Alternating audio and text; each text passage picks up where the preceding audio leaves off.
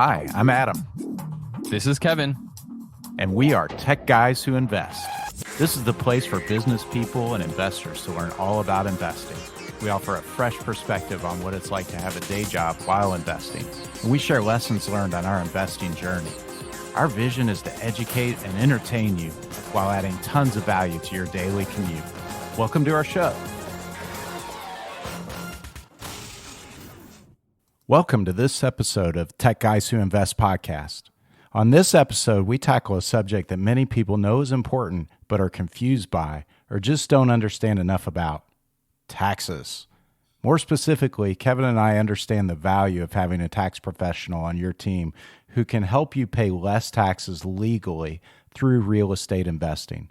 This is one of the top reasons why wealthy people invest in real estate.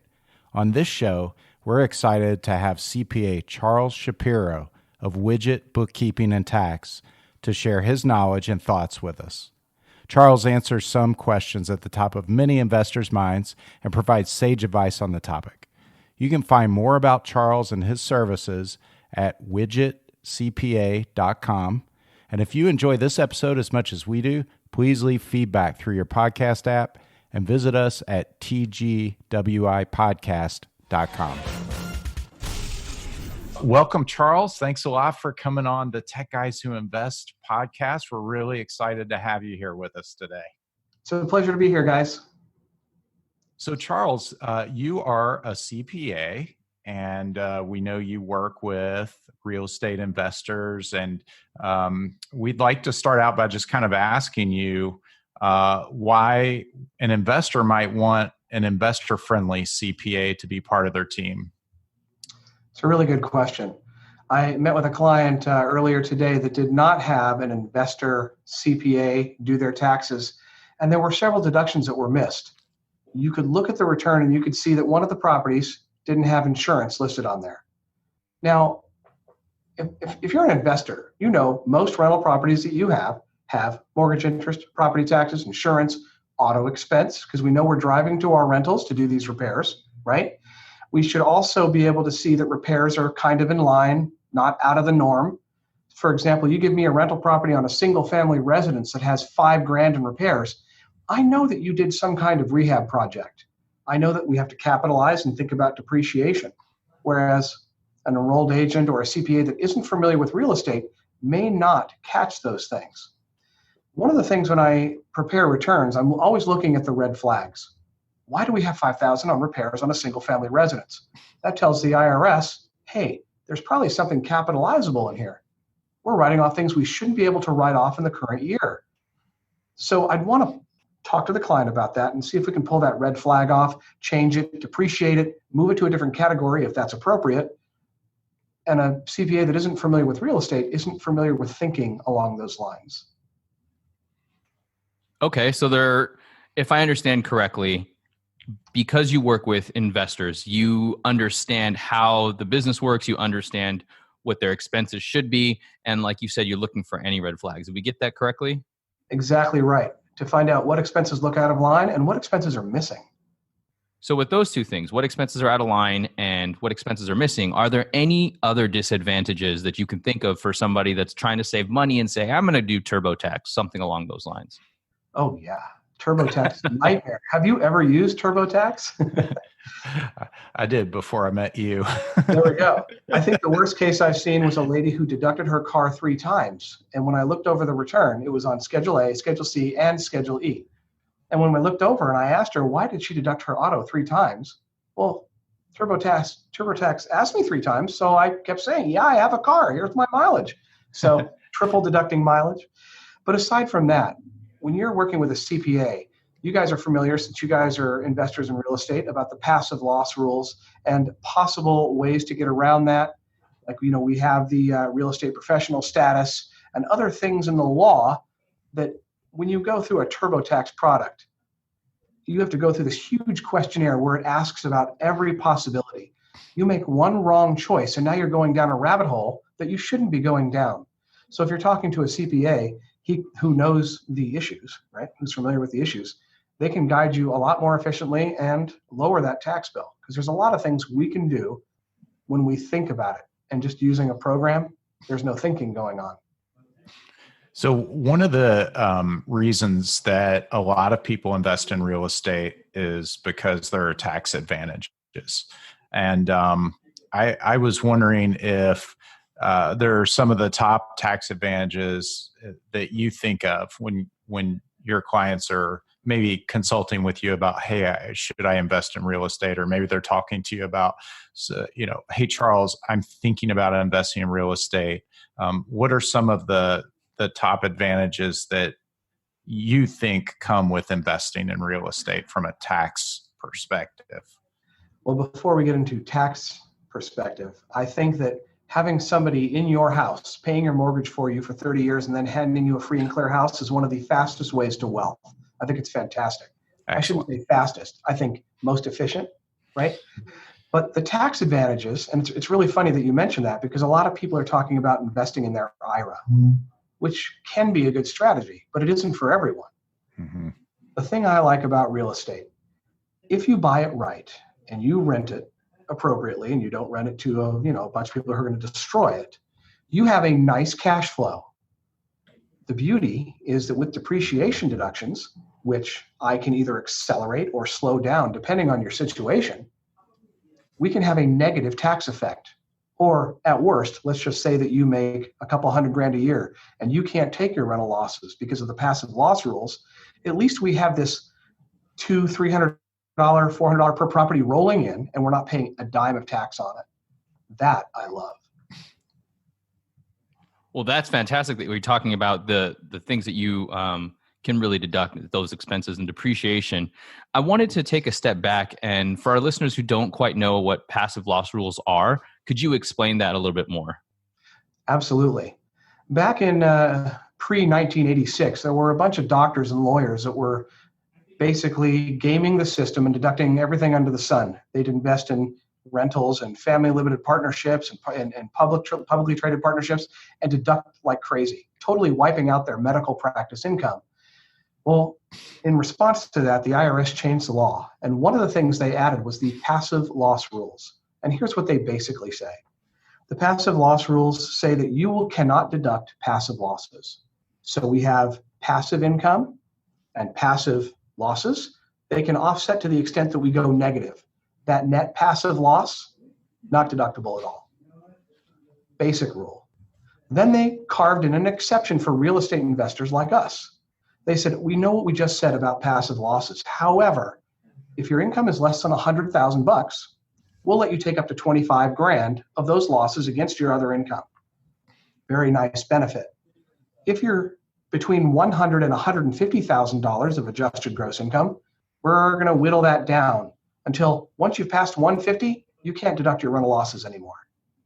So that's basically how it works. When you have high income individuals, that's where they really get caught up in that. So what happens to those losses? They attach to the property, and when you sell that property, they'll instantly be freed up to take against your other income. Or if you ever have a rental down the road where it's free and clear and it's producing a positive income, those losses will offset that positive income, making it tax-free for a period of time. Yeah, that's really interesting. I think one thing about taxes is to your average person, it's really confusing.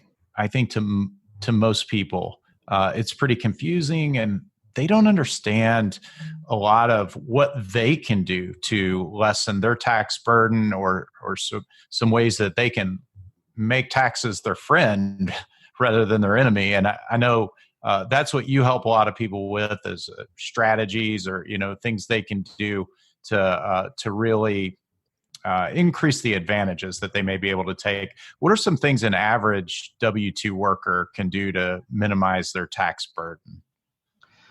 Well, with the change in the tax law and the increasing of the standard deduction, it's difficult. So we talked about where if your income was less than $100,000, we can take rental losses. So that W-2 employee could go out and start investing some of his surplus cash, get the HELOC on the house, put it on a down payment on a rental, and get a string of rentals that starts producing losses. He can use that to offset his W-2 income if he's below $100,000 of income. You know that we've used buying your own personal residence as a tax deduction for a very long time. With married filing joint, standard deduction of $24,000 now, that's ceasing to be a strategy. So aside from rentals, the next best thing they can do is fully fund their 401k. That comes right off the top. So if you can put away 18 grand or 19 grand into your 401k, it's not going to be taxed. That saves them a lot of money. So those two things would probably be the best thing for a W-2. Once you become self-employed, it opens the door to a whole bunch of deductions that we can take. We can absolutely talk about that if you want to. Yeah, that might be fun to dive into. Absolutely. Podcast. Now, Everybody buckle in. Before we do, I have a quick question about the 401k. So fully funding the 401k can be something to do. And would that include self-directed 401ks? Well, if you're dealing with a W-2 employee, chances are they're stuck with their employer's 401k plan. So they really don't have a choice. If you own your own business, one of the best deductions we can do is put in a SEP or a simple or some other, like a solo K, where you can put away tens of thousands of dollars per year. And then, you play the game of where you hire your kids and you pay them a minimum wage, like a $6,000 or $12,000 wage, and you fund their retirement as well. And then you can bring the wife onto payroll and pay her, a nice little 401k contribution. So there are ways that we can save large amounts of money. But your original question was about a W-2 employee, and that's really limited. Business owners, it opens the door quite a bit. So when you say self-employed, I guess that implies business owner. One thing I wanted to ask and clarify, when you talk about rentals, there's the implication that you own the property that you're renting it out. So my question is catered towards, like, let's say you do master leases or lease option or something where you're using Airbnbs, like you rent it out and you use Airbnb. Does that still constitute as a rental, or is that completely different? Yeah, there's some, it's still a rental, but a lot of times short-term rentals can be moved into, like, less than 7-day rentals can be considered ordinary income. They move over to Schedule C. I don't like that result because Schedule C, like any other business, is subject to self-employment tax. So I much prefer the long-term rentals where the rental period is more than 7 days. Look at it this way. Let's say we had a hotel. That's not a rental because our average period of rental is less than 7 days. So that's just an operating business. Plus, with a hotel, there are definitely considerable services being provided, which takes it out of the rental bucket and throws it into the business income bucket. So can get a little bit tricky right around the Airbnb. That's a really good question. So a couple of things you mentioned are like the SEP or simple or solo K for people who may not be working a W-2, but own their own business. It sounds like there are a lot of opportunities for people to get really creative if they own their own business. What are some things you see that are maybe not super sophisticated, but kind of common for people like that, what they like to do using those products? You mean what do they invest in, or? Yeah. Do you see a lot of people use those products to invest in real estate? And then are there some tax associated advantages with doing that?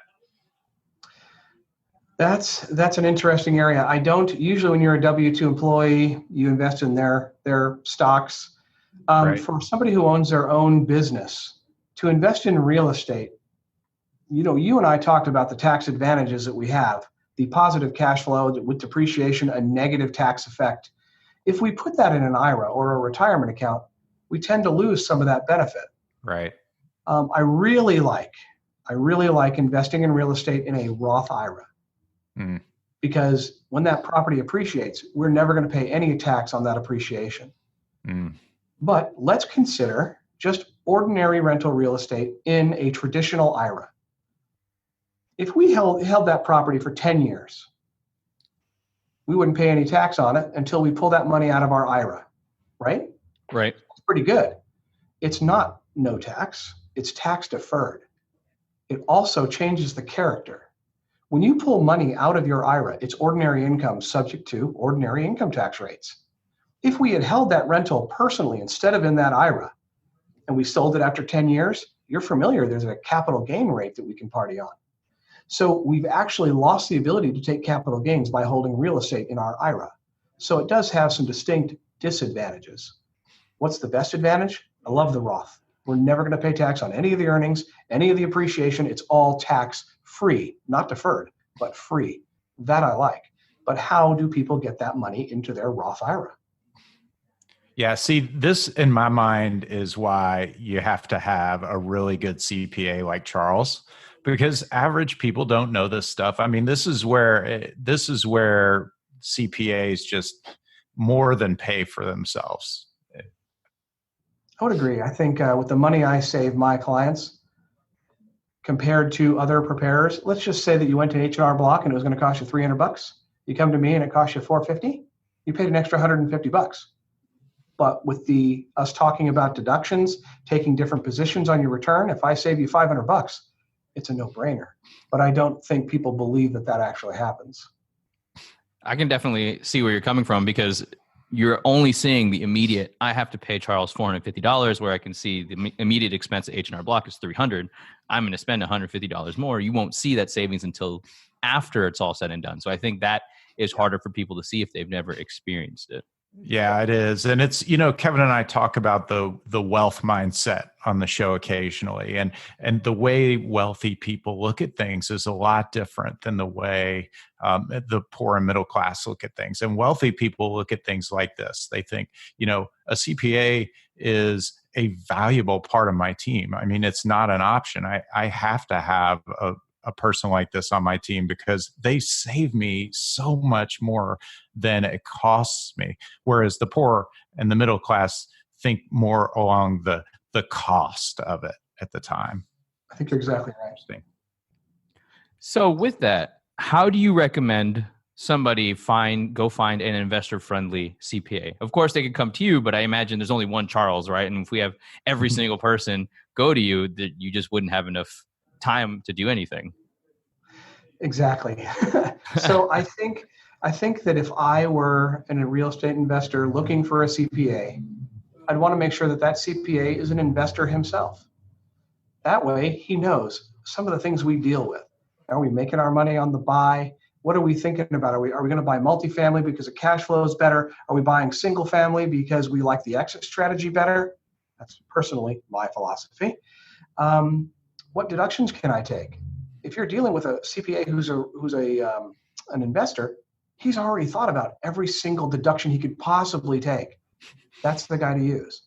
If you go to somebody who says, well, I never have invested anything, find somebody else.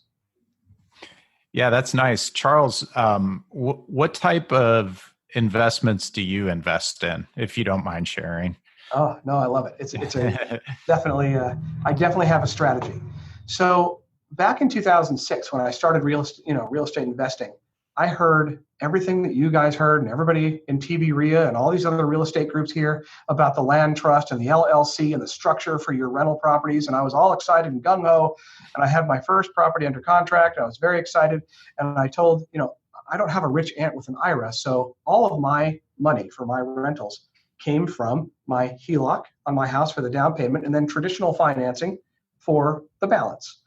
So when I went to go to the bank and said, well, I'm going to go ahead and close on this land trust. It's 123 Main Street Land Trust.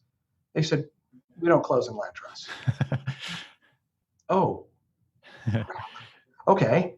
Well, then we'll just close in my LLC and we'll call it a day. Okay. We'll redo the paperwork. We'll redo the numbers and get back to you. What do you mean redo the numbers?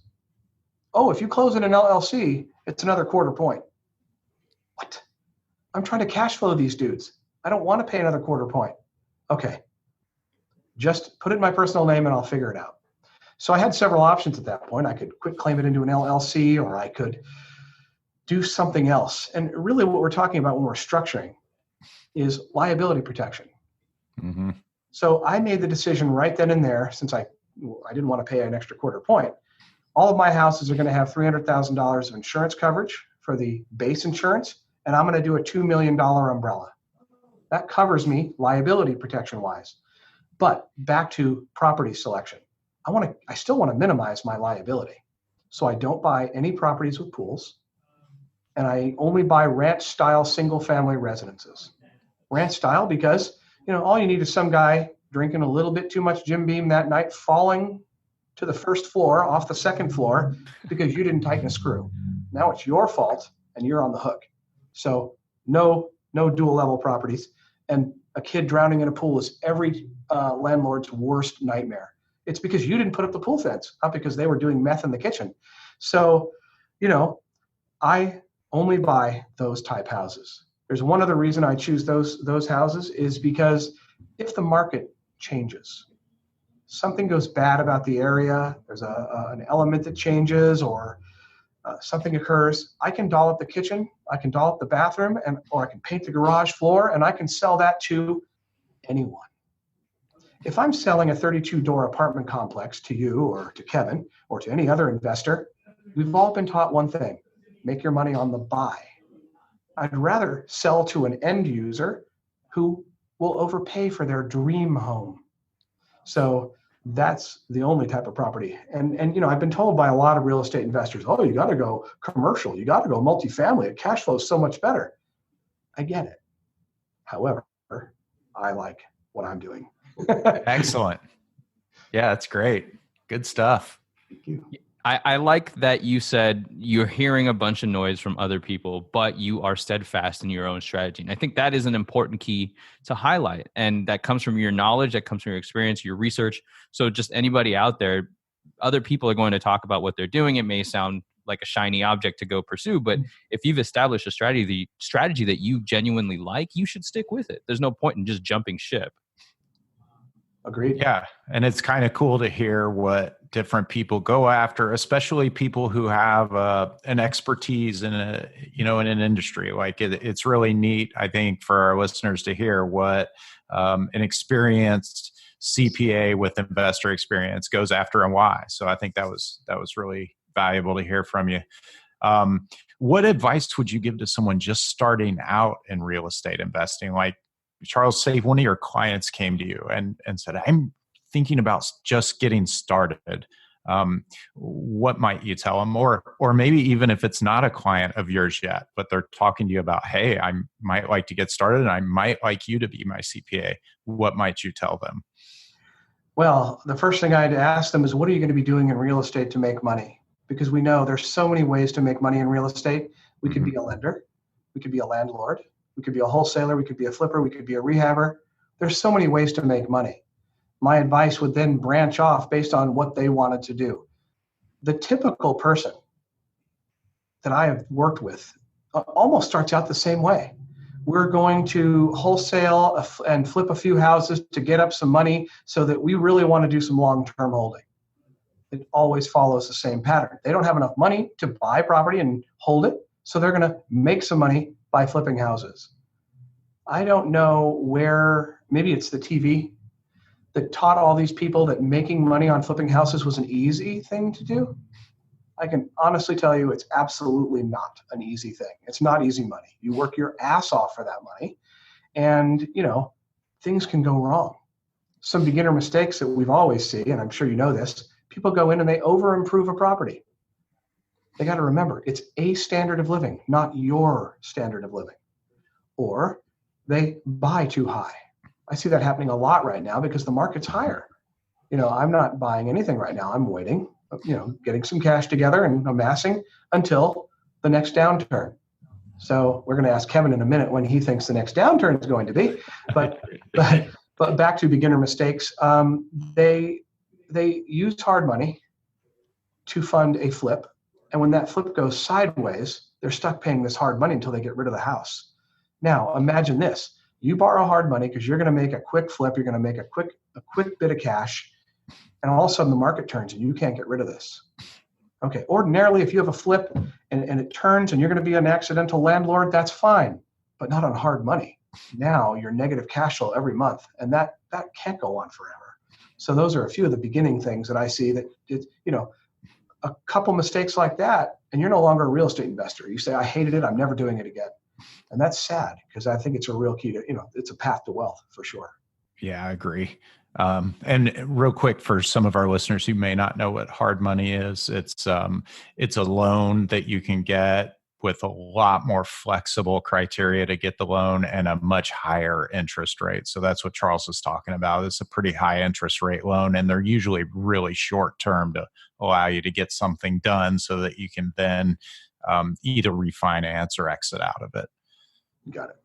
Now, speaking of what you're seeing in the market, now we're going to have to talk about the market cycle. I have no idea when it's going to happen, but everybody keeps telling me when it happened in 2008, I was a freshman in college, so I didn't really understand it. And now you hear all these really smart people saying the market's going to crash. The market's going to crash. So as a CPA, what would your advice be to investors when the market is the impending doom is going to happen, if you will? Well, I think that, a lot of people quit their day job to become full-time real estate investors. I feel bad for those people because now they have no day job.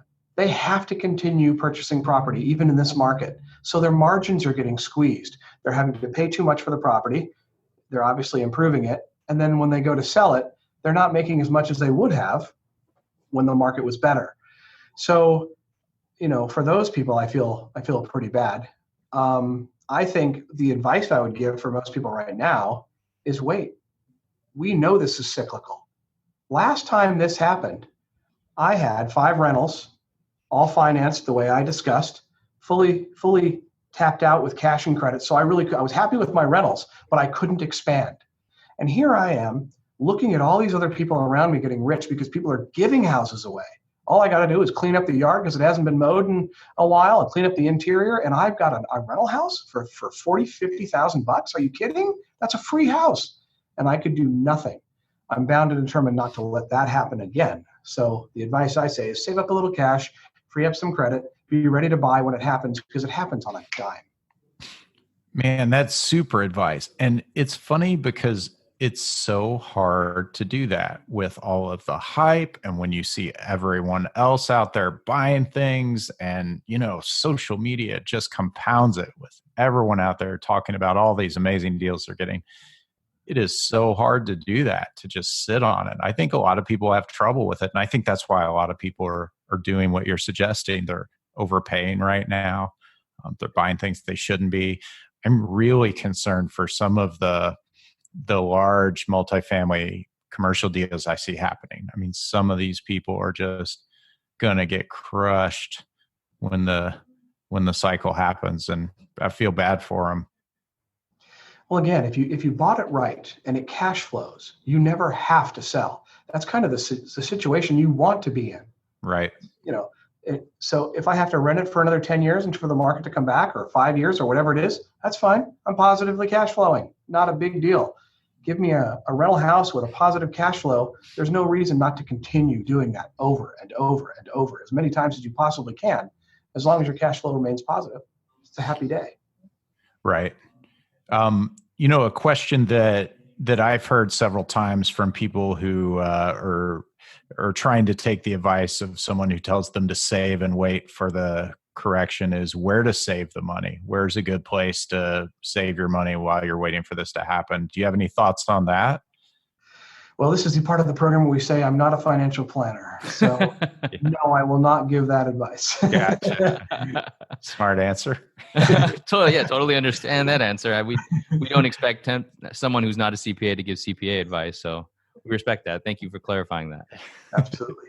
I know you're not a lawyer, but when you talked about liability earlier, just to clarify, why is that important and why should they have that mentality of protecting your liability? Well, I think that there's nothing that can destroy your wealth than having a huge lawsuit against you. So I mentioned the little kid dying in a pool. I buy a house with a pool and I don't put a fence up there and I rent it. Their 2-year-old goes in and falls into the pool and dies. Obviously my fault. At least that's the way their lawyer will paint it. And now I'm looking at a $2-3 million judgment. Forget all the rent. All the rental houses I own, those are all going to be stolen if I don't have protection. Plus, if I only have, let's just say I had $1 million in real estate, I lose all my real estate. So what about the second $1 million that I owe, the judgment against me? Everywhere I work, every job, every self-employed business that I start, they will garnish my earnings until that other million is paid. So protection is important, but I think that a lot of people, especially real estate investors, get sucked into way too much. I have seen several people come into my office where they paid a lawyer $5,000 to set up all these LLCs, which flow into a master LLC, which then it's just way too much structure. It's very complicated. And here's an interesting thing.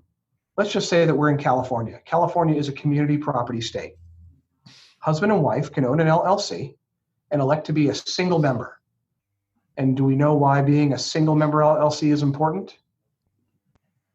Nope, Because please educate us. It keeps my fee to a minimum. If we have a multi-member LLC, like you and I own an LLC, we have a partnership return to file every year. That's another $600 and some to your CPA every year for filing the necessary tax forms. But if you have a single member LLC, which is really recommended for real estate, there's no tax return to file.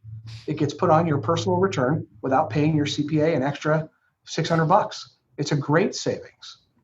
But here in Florida, we're a separate property state. So husband and wife cannot elect to be one member. So I have somebody, an out-of-state attorney, a Nevada attorney, who's formed all these LLCs for husband and wife, and they didn't realize they had to file tax returns on all of them. Now you're paying your CPA thousands of dollars just for your structure every year. It's excessive. It's unnecessary. It would be great if the states would actually come up with the series LLC. You guys have heard that? Right. That would save thousands and thousands of dollars by all these real estate investors that want an LLC for every property. But they haven't done it yet. Yeah, it's interesting. A lot of people don't even know why they have those entangled structures. They've just heard from people that's what they should do, or they've Yes. seen it done, and they do it. Yeah, that's interesting, and that's just another place where someone like you, I feel like, adds so much value. By those little tidbits and things that most people just don't know. So I have a kind of an off the wall question for you. I'm just going to lob it out there. It's okay if you don't have much on this one, but Okay. I've just wondered quite a bit about what really wealthy people do for tax strategies that may be quite a bit different from what people like us who are real estate investors and maybe a little more sophisticated than someone that doesn't even have investments. So the big, really wealthy people, just generally speaking, do they do things quite a bit differently than average guys like the three of us do? What is any idea? Well, I'll just mention a couple things. When we were going through the last election cycle, there's a lot of talk about how Warren Buffett's secretary pays a higher tax rate than Warren Buffett. Why is that? Right. Pretty simple. Most of Warren Buffett's income is dividend and capital gains. So that's taxed at a maximum rate of 15% for most taxpayers. If you're in the highest tax bracket, that goes up to 20%. But 20% is still a great rate. That's a key way. And that's, I do a presentation to a lot of real estate investors talking about the different tax rates of the real estate investor. We talk about a flipper, we talk about a landlord, and we talk about somebody who has capital gain income. And the rates of tax that they pay is vastly different. So structuring your earnings in a more tax-friendly way, totally legal, but it'll slash your tax bill in half. It's amazing. So the other thing we can talk about in the last election cycle, we talked about how Trump didn't pay any taxes. Adam, when you lose $98 billion on a real estate deal, I guarantee you will not pay any taxes. I will make sure of that. That's excellent. I hope this happens to both of us in my lifetime. But my primary base is the small business owner, the small real estate investor. So I let the bigger firms deal with the high end because they come up with certain strategies that lawyers and CPAs have gotten together and they're iffy. They're disclosed transactions, which means that when you put them on your tax return, you have to disclose to the IRS we're taking a position that you may find contrary. Not a big fan of doing that, because who wants to alert the IRS that, hey, audit me, we're taking a nifty position. So I let the bigger firms handle all that edgy stuff. I handle most of the deductions that we can take, accelerating depreciation, slowing it down, talking about retirement plans. Those are some of the best things for taxpayers in our arena. That's awesome. Yeah, it's great. That was a great question, Adam. I didn't even think of that. And I love that we talked about a variety of different strategies. So thanks for sharing that, Charles. And to recap, if you want to talk taxes or you want to learn more about it, just find an investor-friendly CPA, because it's not worth you trying to learn it yourself. Is that a fair encapsulation of our conversation? I think so. Absolutely. I think that the money spent on a good CPA that understands your investments and understands your strategies will more than pay for itself over time. Fantastic. And if you don't get your taxes right, not only can it be a huge fine, it could cause massive headaches in your daily life. And speaking of headaches, we love to ask our guests some fun tech questions, because we are the tech guys who invest. So what piece of technology is giving you the biggest headache today? Well, today, nothing. But here are some things that have caused problems in the past that are really super annoying. Plug and play isn't. I don't know how I can hook all my printers to the network and how I can't see any of them. Or how everything's running just fine. Network's working, everything's working. Microsoft does an update, and suddenly I can't find the server anymore. All my files are missing. It's these little weird things that are so frustrating. And they're software only, and there's really no way anyone like I can ever figure it out. That's when I pick up and call the IT guy and say, help, I can't see any of my files. But plug and play should be just that. And so many times it's not. All right. That's great. That's great. All right, Charles, listen, it has been awesome having you on here. I think you've added tons of value to our listeners. And Charles, if someone wants to get a really awesome CPA who is an investor and can add tons of value to them, how do they get a hold of you? Well, I'll give my email. It's charles@widgetcpa.com. That's WIDGET CPA.com. The phone number at the office is 727-953-9493. And I'd be happy to look over prior tax returns, see where we could have done things a little better, and see if the client sees value in that. That's awesome. Yeah, thanks again. And for those of you listening outside of the Tampa area, Charles is in Clearwater, Florida. And Charles, do you work with out-of-state clients, people who aren't based here in Florida? Yes, sir. I work with a lot of people in California, Nevada, New York, all over the continental U.S. And I do have some foreign investors where, say, they live in Australia and they want to do some land investing here. They open up an LLC here. I can do that LLC tax return, and I can do their United States non-resident tax return as well. I don't do any Australia taxes or any other foreign country taxes, but I can absolutely handle their U.S. compliance. Okay, excellent, because we have listeners from all over the United States, so that's good to know. All right, thanks again, Charles. We really appreciate you coming on the show and adding tons of value. Fantastic. It was a good time, guys. Thanks. We'll talk soon. Thanks, Charles. Bye, Kevin. That's it for this episode of Tech Guys Who Invest. This is Adam. And this is Kevin. Thank you so much for listening to us. Don't forget to join our Facebook page, where we're building a community of investors so that we can share ideas, tips, and other ways to help us get out of the rat race. If you found value in this podcast, it would mean the world to us if you could share it with your network. Lastly, we love feedback. It's how we get better. So if you wouldn't mind spending 30 seconds and leaving us an honest review on iTunes or Stitcher or whatever platform you're using, that would be super sweet. If you want to get on Adam or Kevin's calendar, go to tgwipodcast.com/contact. We want to help you invest safely, wisely, and ultimately get you out of the rat race. Thanks again.